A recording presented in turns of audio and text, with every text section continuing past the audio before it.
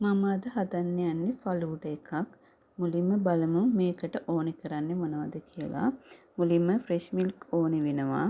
ඊළඟට මම මේ අරගෙන තියෙන්නේ සරුවත් සිරප් එක. මේක ඔයගලන්ට සුපර් මාකට් වලින් ගන්න පුළුවන්.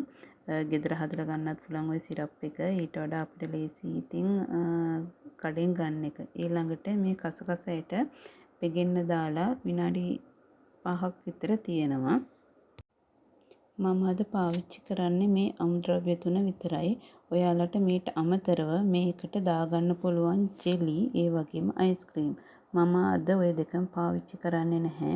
සාමාන්‍යයෙන් අපේ ගෙදරට කට්ටියක් ආවම අපිට සංග්‍රහ කරන්න පුළුවන් ලේසියෙන්ම මේ වගේ ෆ්‍රෙෂ් මිල්ක් ටිකක් වගේම සරුවත් සිරප් එක ගෙදර තියෙනවා නම් ලේසියෙන් හදලා දෙන්න පුළුවන්. මුලින්ම මම මේ විදිහට ෆ්‍රෙෂ් මිල්ක් ටික මිලිලීටර් 200ක් වගේ වෙන්න දාගන්නවා. එතකොට අපිට කිරි පැක් එකකින් මේ වගේ වීදුරු 5ක් හදන්න පුළුවන්. ඊළඟට මම සිරප් එකෙන් මේස හැඳි 2ක් දාගන්නවා.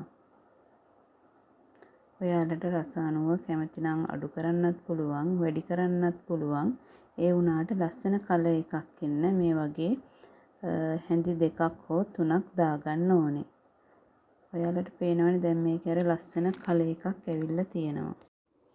ඔයාලා කැමති නම් මේ වෙලාවේදී මේකට අයිස් කැට ටිකක්, ජෙලි ටිකක්, අයිස්ක්‍රීම් ටිකක් එකතු කරන්න පුළුවන්. මම ඒ මොනවත් එකතු කරන්නේ නැහැ. අද මම එකතු කරන්නේ කස ඇට ටිකක් විතරයි. මේ විදිහට පොඩ්ඩක් මේක මික්ස් කරගන්නවා. මික්ස් කරගෙන අපිට අවශ්‍ය ප්‍රමාණයට කස ඇට ටිකක් එකතු කරනවා. ඉතින් මේ වගේ රසම රස ෆලූඩ එකක් හදලා ගෙදරට එන අමුත්තන්ට සංග්‍රහ කරලා බලන්නකෝ.